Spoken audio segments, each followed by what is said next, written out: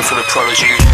You're listening to The Rinse with James Hyman. Mentioned how Reason helped you a lot in the album. What about sort of, getting up in the middle of the night, having to change nappies? Did any of that form of creative, Luckily, the album was finished before I got into that. So, okay. I've read some other influences. The James Bond DVD box set, which is a mighty find. Which, in fact, that's a CD you should listen to. Great. I went through what is it? I went through all the James Bond film samples. Blah blah. Have a listen. It's a serious mix. Can I take this? It's for you. Wicked. It's heavy.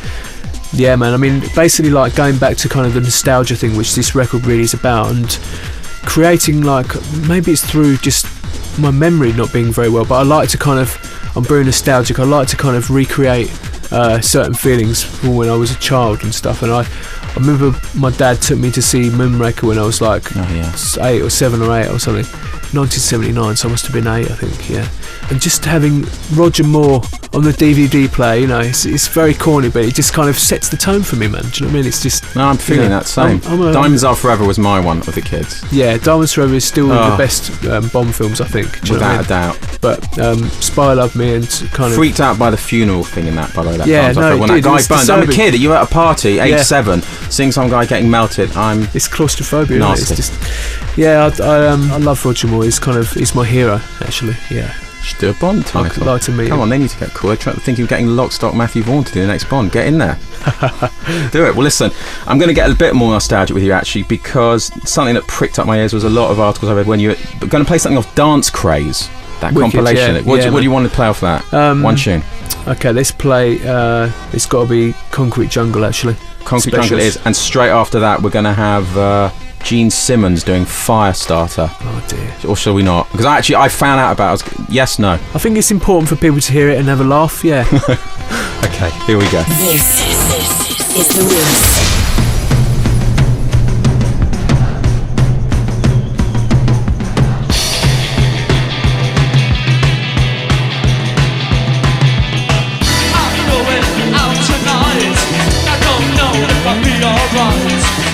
Everyone wants to hurt me.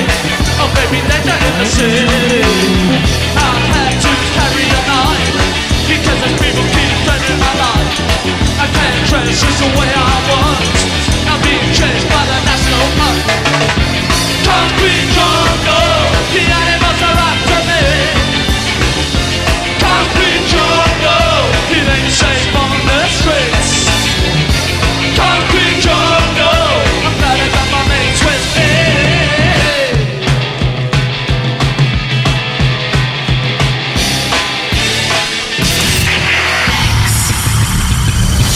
XFM.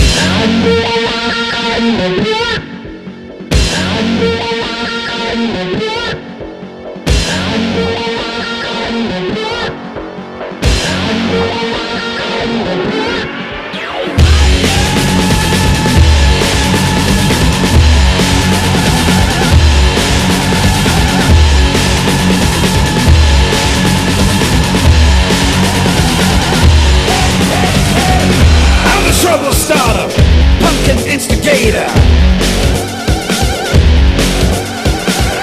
I'm the fear addicted, danger illustrated. I'm a fire starter, twisted fire starter. You're the fire starter, twisted fire starter. You're the fire starter, twisted fire starter.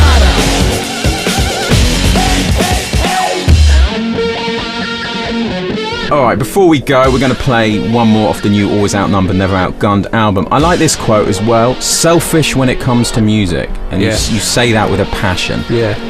In what way? A fist in the air. Because basically, if I'm not happy, then no one else can be. Do you know what I mean? If I'm not passionate about what I do and not write music for myself, then my integrity isn't there. And I think that's one thing important about this record. This record's a brave record for me, and just kind of, it's good to be brave with music. I think things can happen when you kind of forget about formulas or think you try and break out of it. But I think that, like what I was saying, I think that being selfish is something I have to do. It's very brave to be selfish with all the pressures around you, with a record company going, definitely. Hold on a minute, mate, what's going on? Yeah, I've been lucky with the record company. I think another label would have dropped me, but I think that XL have been there, and just really kind of selfish with recording and kind of just it keeps the integrity there, I think. Do you know what I mean? Just exactly what I want to do. Okay, so the album, by the time you all hear this, will be out. World tour in October? Yeah, starting in October, basically just working our way through Europe with one-off dates and stuff. I think we're doing Japan as well. Leroy, am I right? Support DJ? Leroy will be playing some dates. I think we're trying to get Leroy into the UK tour. And some American dates, so yeah, it'd be good to see him back in some shape or form, because we miss him on the road. Everyone forgets being on the road is kind of not just the gigs, it's the travelling, and it's like you've got to keep the humour up, Sure. I read as well once you DJ'd for Madonna. Yeah, I did, yeah. Should we not talk about that as well? You can talk about it if you want. I did it for the money. Okay, cool. We won't dwell on it. We're not going to have 7 years before the next album.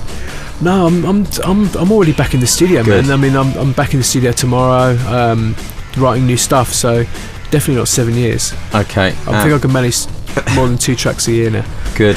The final track is this infamous one, sampling or reinterpreting Michael Jackson. Now, you've got to be careful when I read this, Liam wanted to chew Michael Jackson's arse off and spit it back again. You've got to be careful how people take that. Slight misquote right there. Yeah, no.